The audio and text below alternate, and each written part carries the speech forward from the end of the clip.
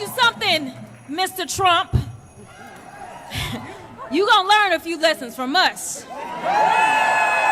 And I'm gonna be the first one. You and your little friend off of Twitter. Y'all about to find out, all right? It is time for us to make sure that they know we will not go. Oh no. It's a cultural divide. I'ma get it on the floor. You really about to do it? 40 acres in the mule. This is bigger than the music. You really about to do it? Yeah, they tried to rig the game, but you can't fake influence. They get on it like that. Hey, I'm tripping, I'm sliding, I'm riding through the back like buck. Must have on a beat, bro, deep boat, any rap. He a freak though, man down, call like Amber Lambs. Tell him breathe, let them boys to the cross, they walk around like thieves. What's up with these? Listen, he up there, he's spewing all kinds of nonsense and bullshit. Let me just be real. And we wasn't gonna sit for that shit. We wouldn't. You know, we showed up. And if he had some sense, then maybe we would have been about that life. But y'all know he ain't got no sense. We've got President Musk.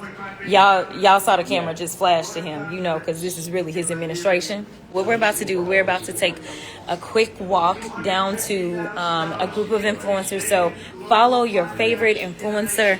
We're about to kind of go and have combos with them, talk about why we decided to do what we just did. We also are about to drop our press releases because I don't need nobody trying to come up with rhetoric around what we did. So watch our social media platforms. There were others that walked out with us, but I absolutely wanted to show up and I absolutely wanted to resist. I didn't want him to feel like he could intimidate us out of our seats. They could just put seat fillers. No, these are our seats. We earned these seats. So we occupied those seats as long as we wanted to, and then we got out, okay? Because we are going to fight him tooth and nail. We are going to combat all the lies, and we are going to continue to serve the people that even went out and elected him to their own dismay.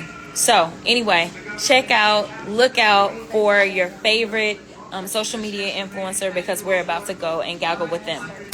I am truly here for very selfish reasons. Starting with on March 29th, it's my birthday. And all I want to see happen on my birthday is for Elon to be taken down. Yes.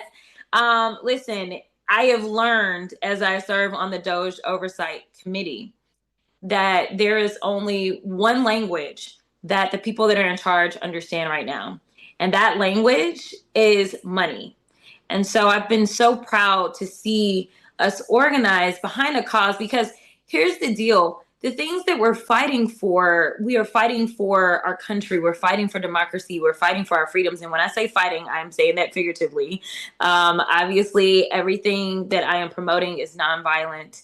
And so definitely don't want anyone to take that word literal in any way.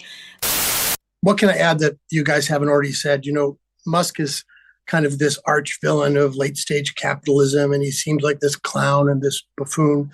But like Alex said, you know, this is a man who made a Sieg Heil Nazi salute, not only in public, but at a presidential victory party.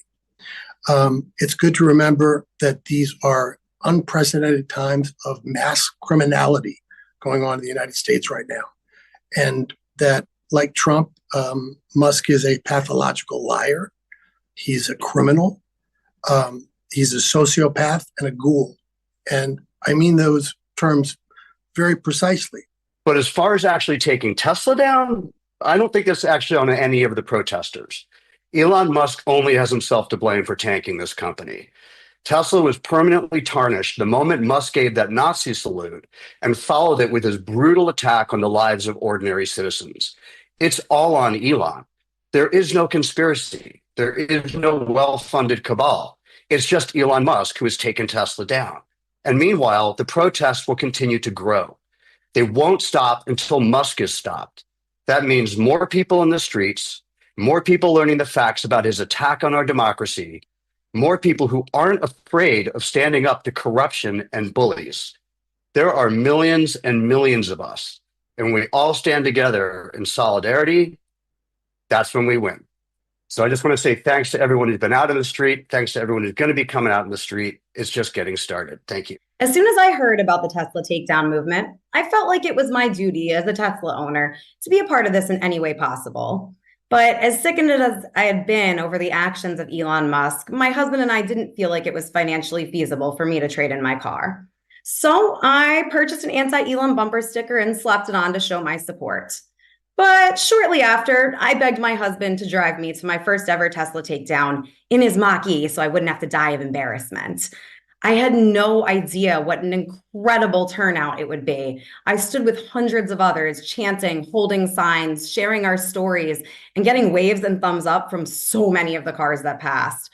We all talked about the movement, why we were involved, and how Doge is impacting us and our loved ones. I got home and was like, oh no, what do I have to do next? So the next morning, I researched how to debadge my car, which is removing the Tesla logos off the front and back. It's very simple. And I was all set to do it, but then I just felt like I had to do something bigger. So the next 2 weeks became a mad scramble to figure out what car we could afford and how I could trade my Tesla in the biggest, loudest way possible so that I could bring people into this movement. I ended up settling on a pre-owned Polestar 2, which is a great choice if price is a concern, which I found at the Polestar location right next door to the Tesla showroom where I had bought my Tesla 15 months prior. It was perfect. I reached out to the Indivisible group that does Tesla takedowns in that area, and of course, they were just as excited as I was about a Tesla takedown trade-in. So on March 8th, I showed up at the protest, I shouted my story into the bullhorn, then I ran next door with my family and signed the paperwork on the Polestar, said goodbye to my Tesla, and then went back to Tesla for a little bit more protesting. We actually managed to get it all on video, and we had hundreds of thousands of views. I was blown away. The most incredible thing has been reading the comments, hearing people's stories, and actually being told that videos like this have given them hope or inspired them even to trade in their own Tesla.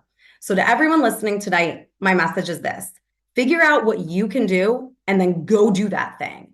Not everyone can afford to break their Tesla lease or trade in their car. Not everyone's going to make it out to every protest. But what everyone can do is share real, factual information. Share information about what's happening in our government right now. Share information about this movement and why it matters to you. Speak not just with your words, but with how you spend your time and your money, what social media you use. You may think that that one little decision you make isn't going to have a huge impact, but I'm here to tell you that I did something as simple as buying a bumper sticker, and now I'm not going to stop talking about all of this until we truly take Tesla down. My name is Annie Wu Henry. I use she, her pronouns.